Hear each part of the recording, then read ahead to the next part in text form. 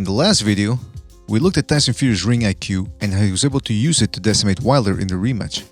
This now leads us to ask the same question of Anthony Joshua. For that, we'll be analyzing his fights with Andy Ruiz and how he managed to bounce back from an embarrassing defeat in order to regain a spot atop the heavyweight division. In 2019, after victories over some of the top heavyweights in the world, Joshua decided to embark on an American adventure. But before he could begin, his Yankee party hit a bump. It all started when his original opponent, Jarrell Big Pharmacy Miller, tested positive for 3 different performance-enhancing drugs. With less than a month to go, Joshua picked up Andy Ruiz as a replacement. The choice ended up backfiring. Joshua started out well, as he used his reach and height advantage to jab from the outside. He also landed a couple of power shots, including his patented lead left hook. Then, in the 3rd round, he struck gold as he dropped the Iron Chin Ruiz during an exchange. His follow-up attack indicated a short night, but like the drunken uncle at the family picnic, Ruiz refused to leave without throwing a couple of punches.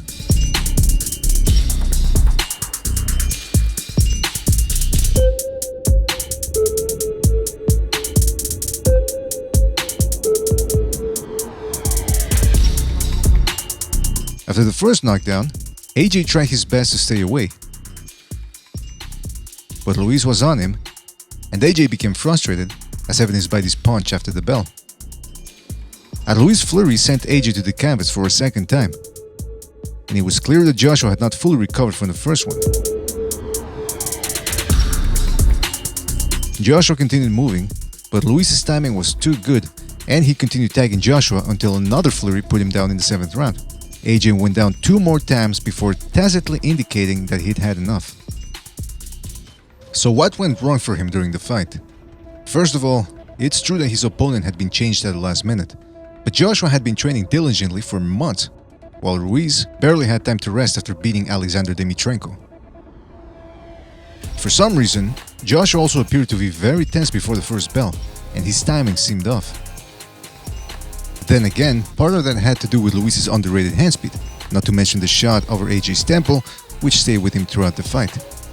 The other mistake that AJ made was that he overcommitted with his shots. We've mentioned this before in other videos, but Joshua likes to punch through his targets with his right hand.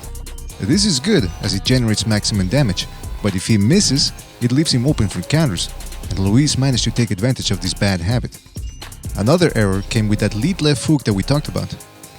AJ was incredibly eager to hurt Ruiz after the 2 knockdowns, and he forgot about diversifying his attack. This left him open to the overhand right that led to the 3rd knockdown. Now it's true that the first knockdown appeared to discombobulate Joshua for the rest of the fight, but his stamina also seemed suspect after the knockdown. So for the rematch, Joshua went back to the drawing board and made a few adjustments. The first step involved moving past the defeat. Although Joshua clearly hit a wall in the first fight, he was determined to redeem himself in the rematch. This involved ignoring the many naysayers who downplayed his skill and worth as a fighter. And he explained his mindset during the build-up to the fight. This is weird, yeah, because he's like, if you lose, you know, in your next fight, you should retire. I said, well, you didn't tell me to get in the gym, so who are you to tell me to get out of the gym? I swear I'll fight till I'm 50. He also made another comment which indicated his mental fortitude. If that was the case, I would have never been here now if I would have been defined by my losses previously. And if I let the loss on June 1st define me, who knows what the next 10 years of my boxing career can go on to be. See, this is the mentality of a competitor. It's an ability to stay grounded, conscious of his abilities, while recognizing that there are mistakes to be corrected. Moreover, his comments demonstrated that he was still hungry to be the best, and that all the money in the world failed to make him complacent. I'll never lose love for this game. This game is everything that I am. That changed me as a man. So yeah, I'll never lose love with this game. Now it sounds like AJ has been watching one too many episodes of The Wire, but at least his words represented a thirst for victory, which ain't easy in a sport in which the training can be monotonous and which constantly grinds the body and the mind.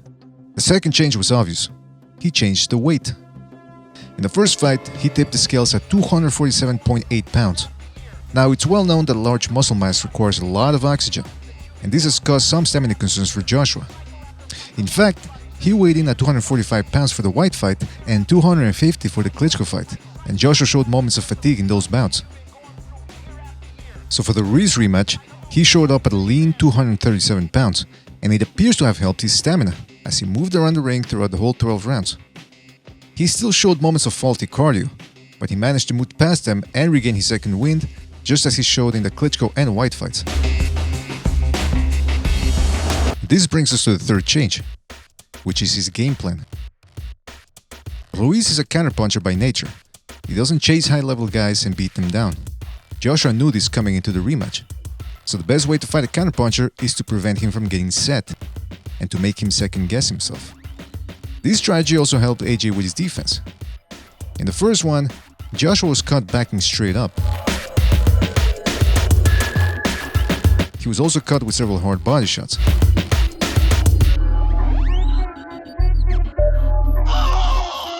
This time, he kept circling around, making things harder for the flat-footed Ruiz, who had to reset in order to catch him at the right angle.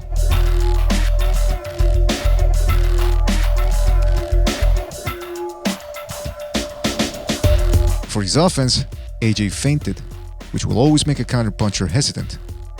He also tapped Ruiz, thus creating more tension and suspense. Then came the Joshua jabs.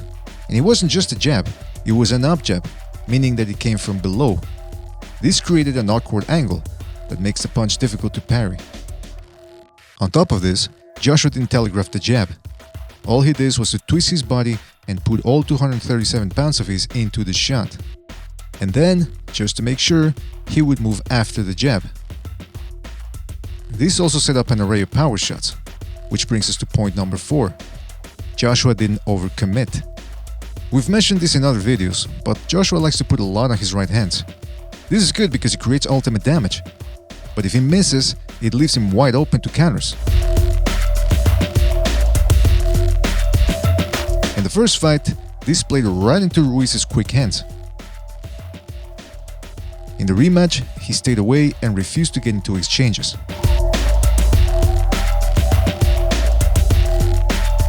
And if he did overcommit, he made sure to either dip down, to step away, keep his hands up, or clinch. It wasn't always pretty or legal, but it worked. A factor that helped AJ out, which no one can deny, is that Ruiz showed up at 284 pounds for the rematch. That's 16 pounds heavier than in the first fight.